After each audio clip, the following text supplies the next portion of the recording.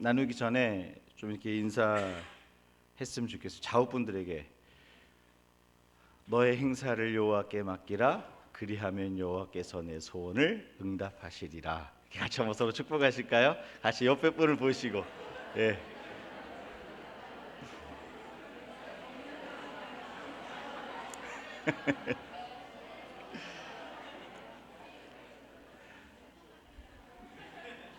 예, 오늘 말씀을 응답을 주신 하나님, 우리의 소원을 응답하시는 하나님에 대해서 저희가 나누기 원합니다. 여러분, 모든 사람은 그 마음의 소원이 이루어지면 마음이 기쁩니다. 좋아하던 여인이 사랑 고백을 받아주면 남자 청년은 날아갈 것 같이 행복해하죠. 그렇죠? 마음의 소원이 들어. 그 수많은 경쟁을 뚫고 막 6사람이라는 남자가 좋아했는데 그 경쟁을 뚫고 내가 피택됐어요. 그죠? 당선됐어요. 얼마나 행복해요.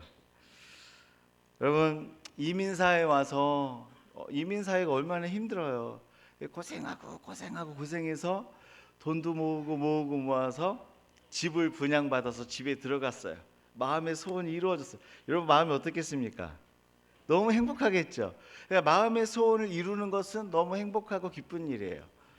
내가 원하던 학교에 들어가고 내가 원하던 직장에 들어가는 일은 너무 행복한 일이라는 거죠.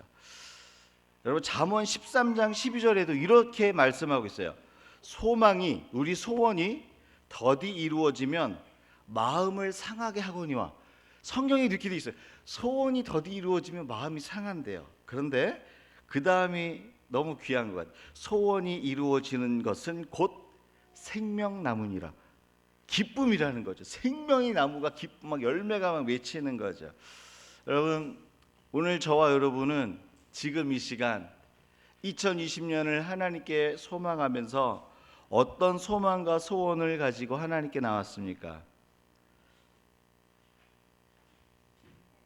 아무 소원 없이 오셨어요?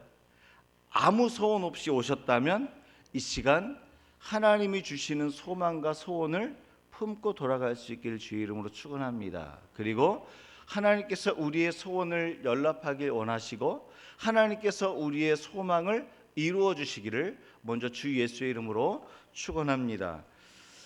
그런데 오늘 1절 말씀에 보니까 하나님께서 중요한 한 가지를 선포하고 있습니다. 그건 뭐냐면 1절 말씀이에요. 같이 한번 읽어보실까요? 읽습니다. 마음의 경영은 사람에게 있어도 말의 응답은 여호와께로부터. 마음의 경영은 뭘까요? 마음의 경영. 마음의 경영이라 그러면 경영. 말이 되게 어려워요. 그렇죠? 근데 굉장히 쉬워요. 마음에서 생각하고 계획하고 꿈꾸고 소망했던 그것을 이루기 위해서 세워놓은 플랜이에요. 여러분, 소망을 이루기 위해서 플랜을 세우죠. 내 꿈을 이루기 위해서 플랜을 세우죠. 그렇죠? 그 플랜을 세우는 그 과정을 경영이라 그러는 거예요. 너의 마음 속에 있는 그 플랜들, 너의 꿈을 이루기 위해서 세운 그 플랜들을 하나님께서 어떻게 하신다고요? 오늘 말씀해 보니까 마음의 그 플랜들은 사람에게 있어도 말의 응답은 누가 하신다고요? 여호와께서 하신다라는 거예요. 여러분, 그런데요, 마음의 경영, 내 소망을 이루고 꿈을 이루기 위해서 플랜을 세우는 것은 내 몫이에요. 그러니까 계획도 자유야, 생각도 자유고 소망도 자유고 꿈도 자유예요. 플랜을 세우는 것도 자유예요. 내 마음 원하는 대로 세울 수 있어요. 근데 세울 수는 있지만 그것을 이루어 주시는 분은 오늘 누구라 그래요? 하나님이라. 말의 응답은 여호와. 왜 경영하는 것과 말이 무슨 생각이 있을까? 이런 생각할 수 있는데, 여러분, 우리가 어떤 계획을 세웠어요. 꿈을 가졌어요. 그 다음에 뭐 하는 줄 아세요? 말을 해요. 제가 내년에 유럽 여행을 가요. 그럼 누구한테 얘기하겠어요? 친한 사람이나 가족한테 얘기해요.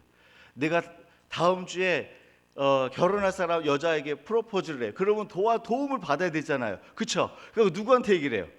친구한테 얘기를 한단 말이에요. 우리가 마음의 경영을 어떤 플랜을 세우잖아요. 그럼 그걸로 끝나지 않아요. 그것을 말을 하게 됐어요. 그럼 그 말을 하고서 다른 사람들이 듣습니다. 아, 저 사람은 저런 계획을 가지고 저런 플랜을 가지고 생각하고 가는구나.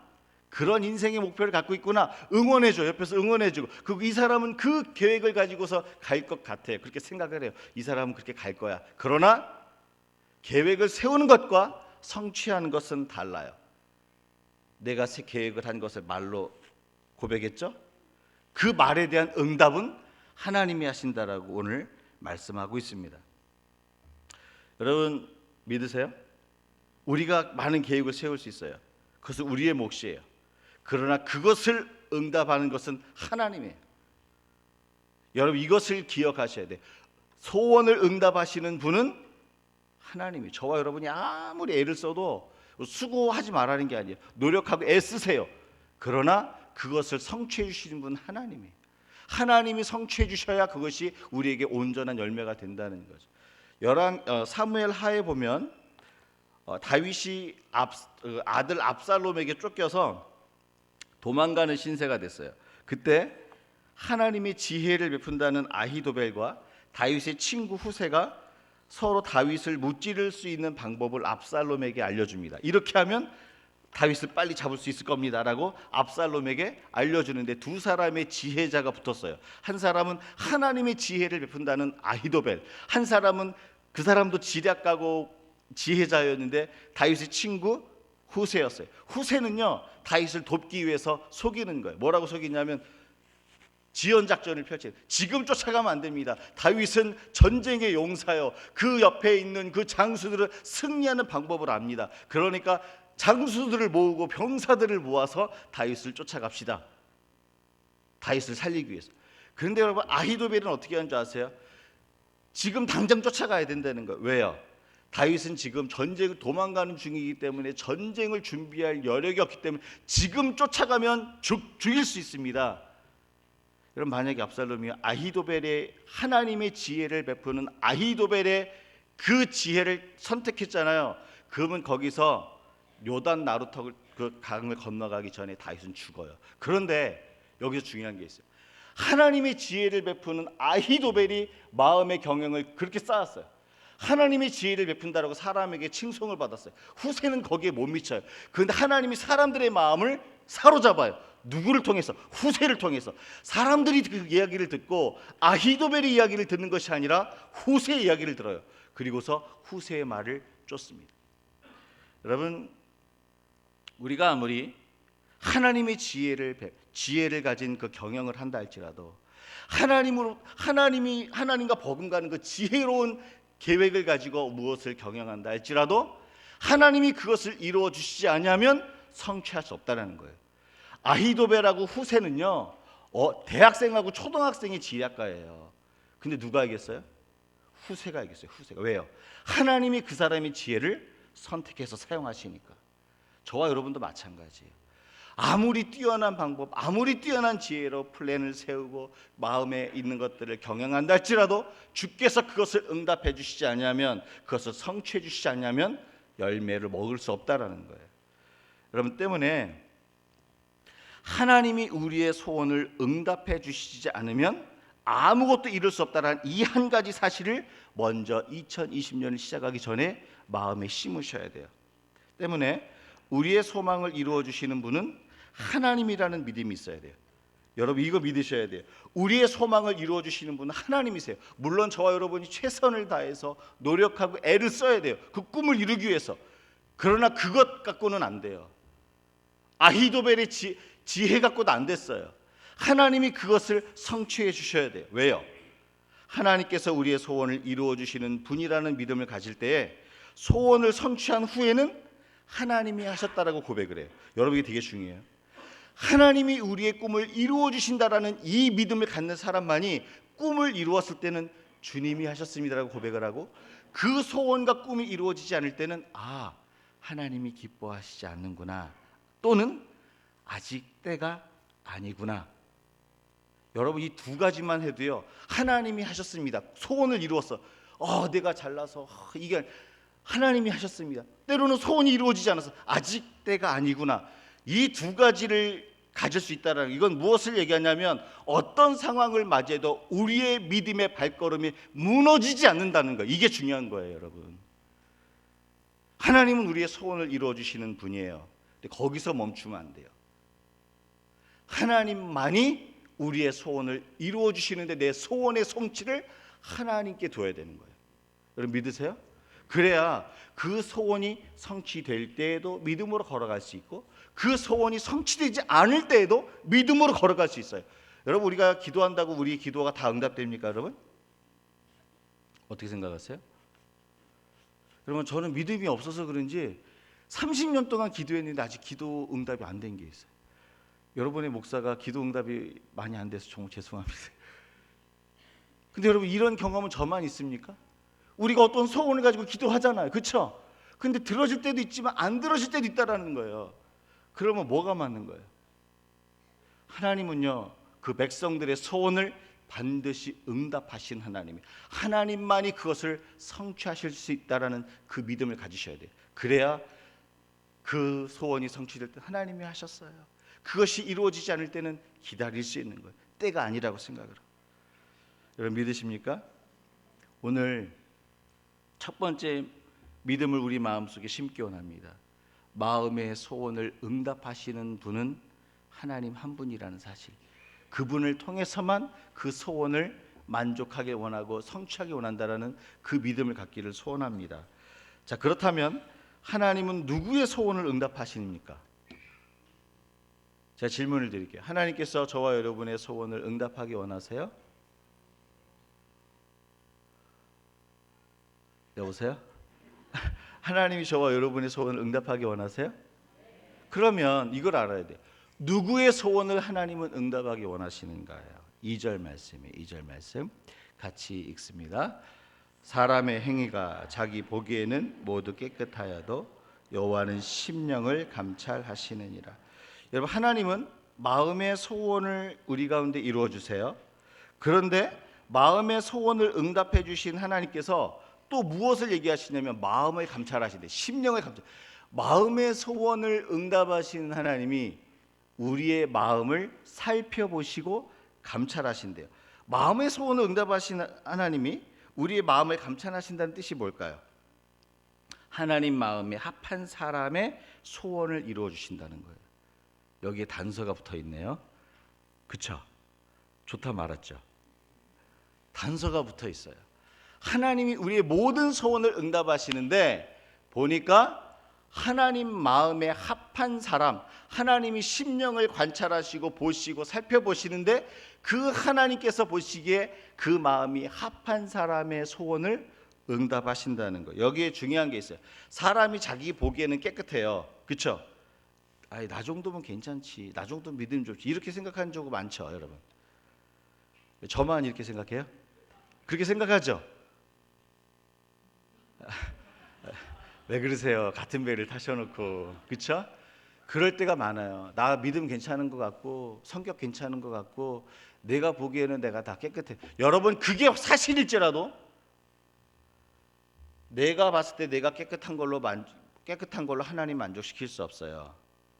사람의 행위가 자기 보기에는 모두 깨끗하여도, 내가 만족한 나, 내가 봤을 때 내가 깨끗한 나로 하나님을 만족할 수 없어요. 또 똑같이 다른 사람이 봤을 때 쟤는 괜찮아, 다른 사람이 봤을 때 깨끗한 나도 하나님께 만족이 안 돼요.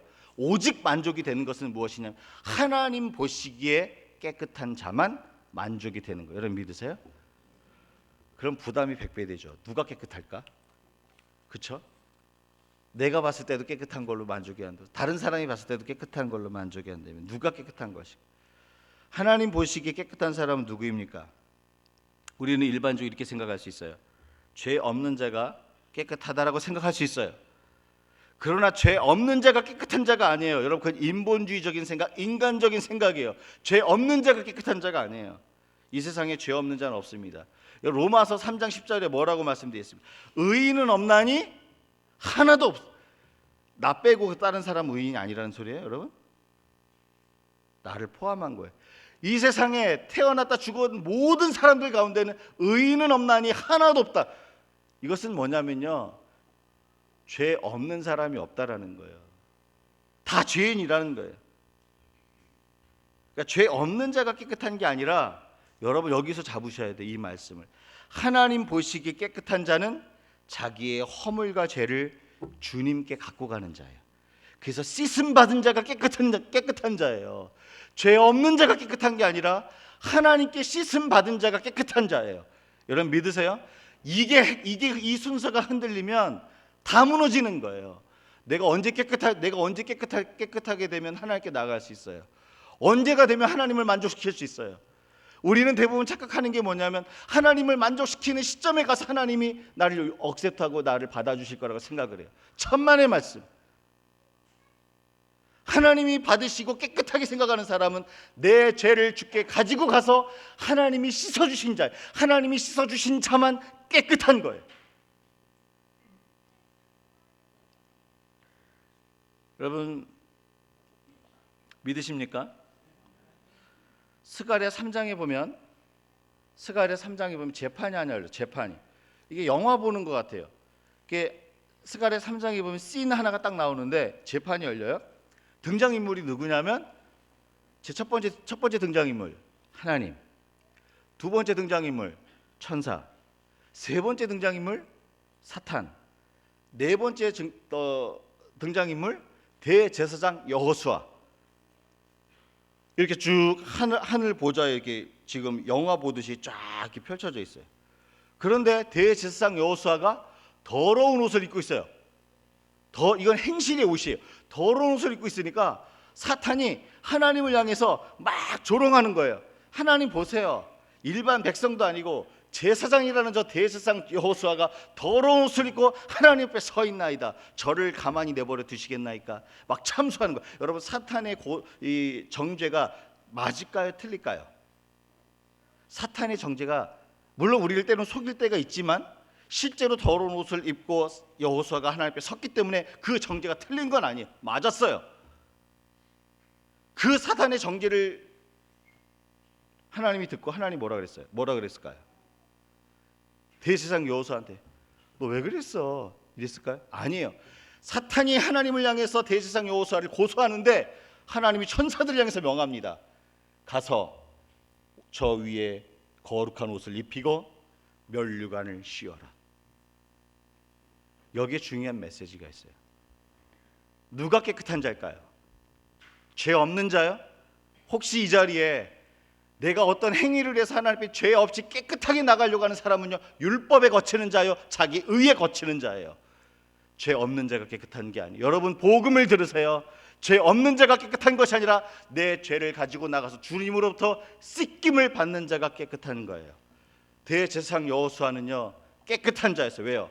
하나님이 씻어주셨으니까. 저와 여러분은 오늘 이 자리에 앉으셨을 때 하나님이 씻어주시는 존재가 되길 주의 이름으로 축원합니다. 여러분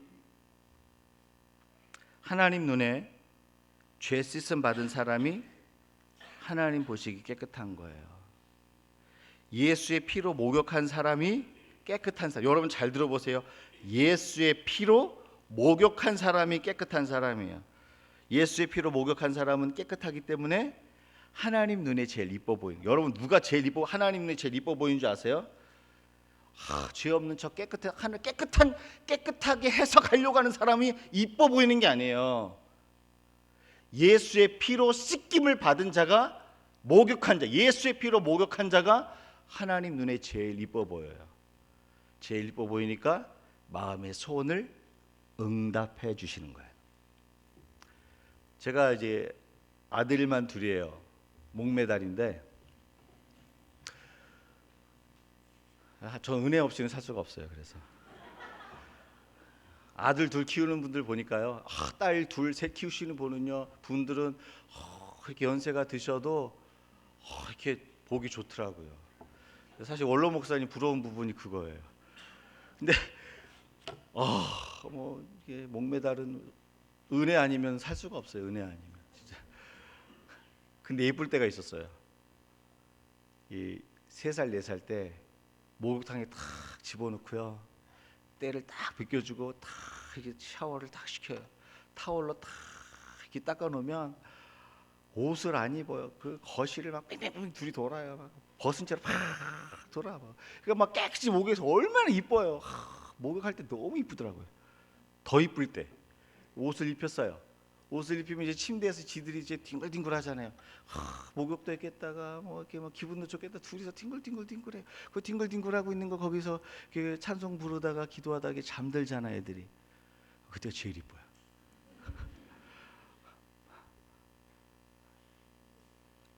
피곤하지 않게 할 때. 목욕하고 누워 있는 모습이 너무 이쁘더라고요. 여러분, 하나님 눈에 제일 이쁜 사람이 누군지 아세요? 제일 깨끗한 사람? 내가 씻고 온 사람이 아니에요. 주님이 씻겨주신 분이 제일 깨끗한 사람이에요. 한번 생각해 보세요. 3살짜리가 때를 밀어요. 3살짜리가 때를 미는 거하고 엄마가 밀어주는 거 누가 더 완벽하게 밀까요? 목욕을 해보셨어야 아시지. 어른이 해줘야 되잖아요. 여러분, 저와 여러분은 다 죄인인데 죄인이 자기 죄를 닦을 수가 없어요. 근데 우리는 생각해 그거 다 닦고 하나님께 가려고 해.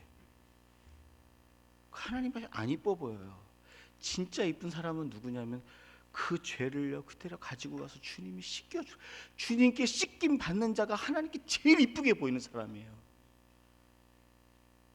너무 이쁘게 보이니까 하나님이 소원을 들어주고 싶은 거예요. 예수의 피로 목욕한 걸 보니까 네 소원이 뭐냐? 여러분 믿으십니까? 여러분 누가복음 15장에 보면 제일 유명한 얘기 하나 나오죠. 탕자 이야기. 세상에서 방황하고 죄를 졌어요. 더 이상 갈 데가 없는 거야. 그러니까 아버지께 죄를 졌죠. 그래서 마지막에 뭐라고 얘기해요? 더 이상 갈 데가 없이 죄에 찌들었을 때 탕자가 뭐라고 해요? 내가 아버지께 가서 나는 죄인이라고 고백을 하고 소원을 한 가지 빌겠다고 얘기를 해요. 그 소원이 뭔지 아세요? 일꾼의 하나, 품꾼의 하나, 나를 노동자들 중에 한 사람으로 나를 보아주십시오. 이 소원을 품고 아버지께로 가요. 죄 가지고 간 거예요. 근데 여러분 죄 가지고 아버지한테 가니까 죄를 가지고 아버지께 가는 순간부터 하나님 거기서 이미 다 씻기시는 거예요. 다 씻겨주시면서 뭘 하시는지 아세요? 우리 이미 잘 아는 것처럼 가락지를 껴주시고 옷을 입혀주셨잖아요. 여기에 놀라운 비밀이 있어요. 아들은 마음의 소원이 품꾼이 하나 있어요. 품꾼들 중에 하나가 마음의 소원이었는데 그 죄를 가지고 하나님께 갔더니 아버지께 갔더니 아버지가 그를 씻겨줘요. 씻기고 난 이후에는요 내가 원하는 그 소원을 넘치고도 넘치게 채워줬어요. 어떻게 해요? 아들로 불러줬잖아요. 품꾼의 하나가 아니라 아들. 하나님께 씻김을 받는 자는요 그 소원이 만족되는 거예요. 만족. 여러분, 저와 여러분이 뭐 특별한 일을 해야 되는 줄 알았죠, 여러분. 근데 이게 비밀이에요. 예수의 피로 목욕한 자, 예수 앞에 죄를 가지고 나가서 하나님이 나를 씻겨주신 그 죄사함의 기쁨, 이것이 있는 사람의 마음의 소원을 주께서 응답하시는 거예요. 사랑하는 여러분,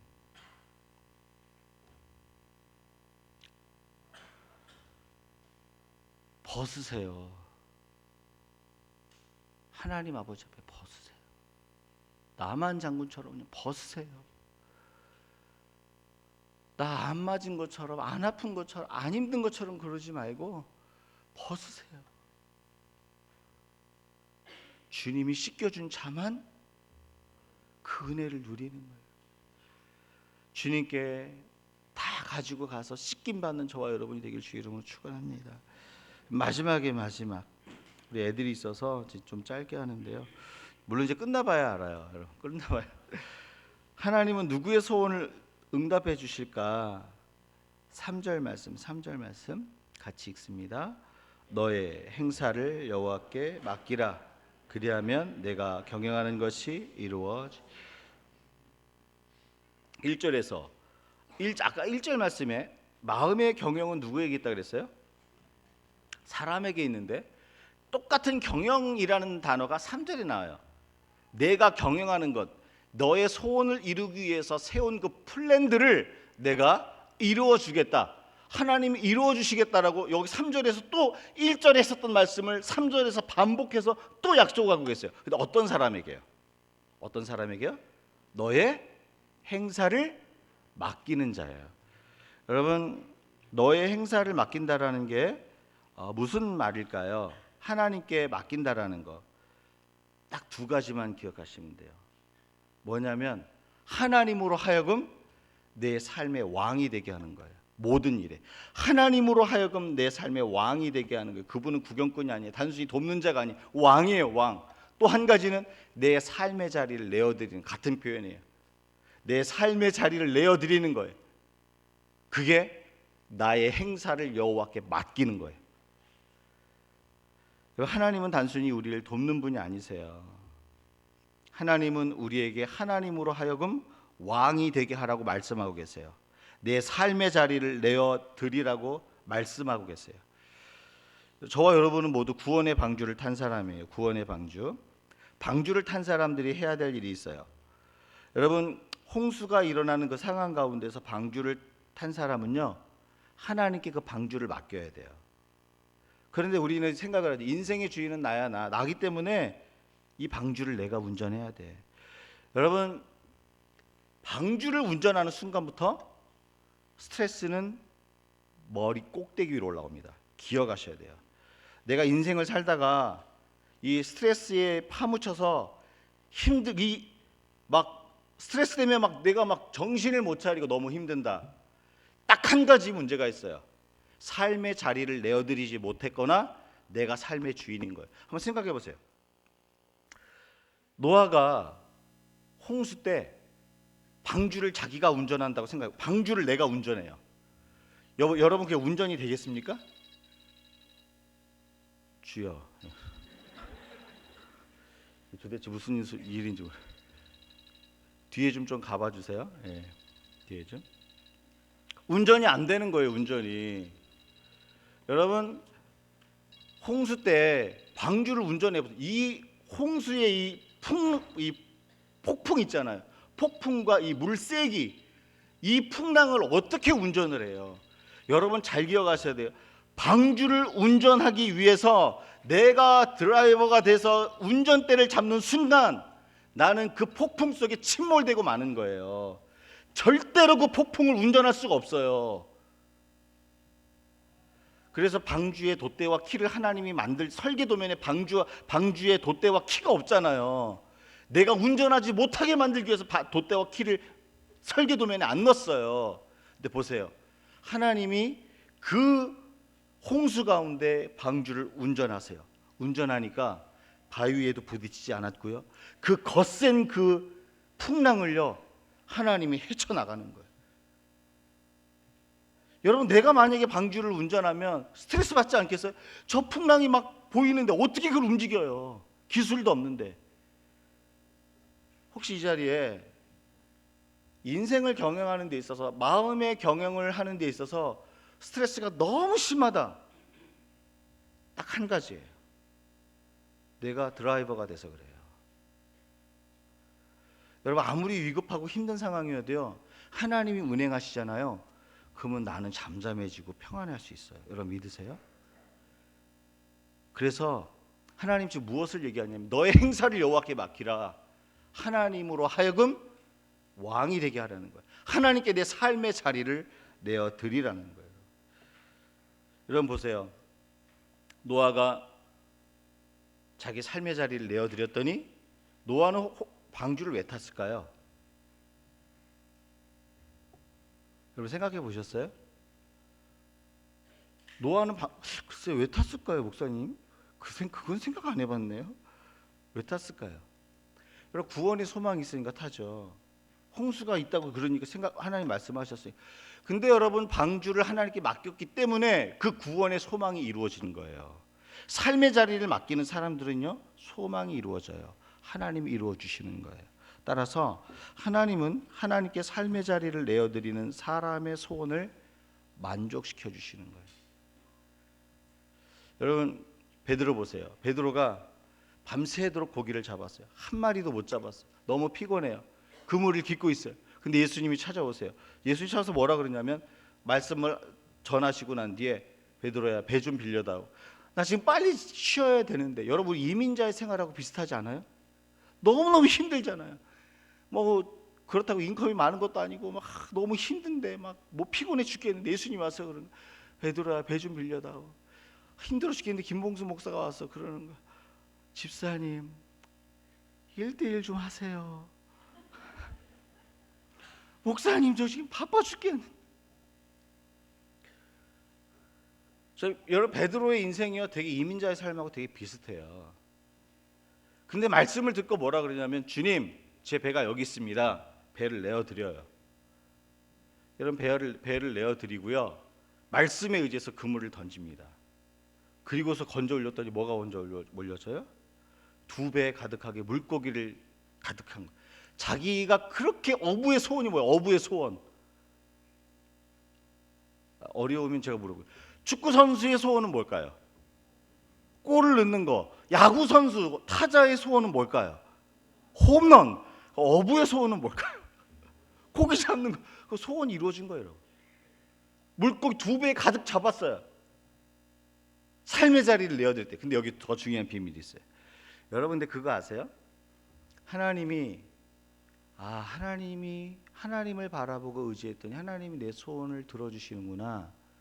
하나님이 내 소원을 응답하시고 그 소원을 성취해 주시는 그 하나님이 온전하게 남잖아요.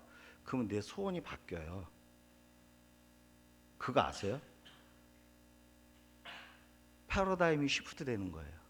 옛날에는 내가 원하는 것만 내 소원이었는데 베드로 보세요. 물고기 2마리를 물고기를 2배 가득 채우고 소원이 이루어졌어요. 근데 그 뒤에 그 소원을 버려요. 물고기와 배를 버려두고 예수를 쫓아요. 뭐예요? 예수의 소원이 내 소원이 되는 거예요. 여기까지 가야 되는 거예요. 하나님은 저와 여러분의 소원을 응답하신 하나님이에요. 그러면서 이끌어 가세요. 따라오게 하세요. 근데 그 과정에서 하나님을 만나요. 하나님을 만나면서 내가 제대로 만났는지 안 만났는지 그 증거가 있는데 그게 뭐냐면 내 소원을 만족시켜 주신 그 하나님의 소원이 내 소원이 되는. 오늘 우리 찬양했잖아요. 주님의 꿈이 나의 꿈이 되고 주님의 비전이 나의 비전이 되고. 지금 멜로디가 지금 생각이 안 나서 지금 노래를 못 부르고 있어요. 지금. 여러분 말씀을 정리합니다. 하나님께서 우리의 소원을 응답하시는 유일한 분이라는 사실을 믿음으로 발견하시고 믿으셔야 돼요. 그래야 그 소원이 이루어졌을 때 교만해지지 않고 주님이 하셨습니다를 고백하고요. 그 소원이 이루어지지 않을 때에도 하나님이 지금 때가 아니구냐 하고 믿음이 무너지지 않아요. 그러니까 소원이 이루어지든 이루어지지 않든 믿음이 무너지지 않아요. 여러분 예수의 피로 씻음 받은 자가요. 씻음 받은 자를 하나님이 그 소원을 만족시켜 주세요. 하나님께 삶의 자리를 내어드리는 자들에게 그 소원을 응답시켜 주세요. 여러분 2020년 새해 소원이 무엇입니까? 하나님이 물으실 때가 있어요. 목사님 그게 가능해요? 성경을 한번 읽어보세요. 하나님이 솔로몬에게 나타나서 솔로몬아 네가 무엇을 원하느냐 물으셨어요? 안 물으셨어요? 기다리세요. 하나님께서 내게 소원을 물으실 때에 내가 무슨 소원을 주께 올려드릴지 기도하세요. 2020년 한 해에 오직 하나님만이 내 마음의 경영을 성취해 주시고 이루어 주시는 하나님이라는 사실을 믿음으로 고백하시고 그것을 성취하시고 누리시고 내 마음의 소원이 주님이 가지고 있는 그 소원으로 변화될 수 있기를 주 예수의 이름으로 축원합니다. 우리 시간 우리 찬양팀 나오시고요.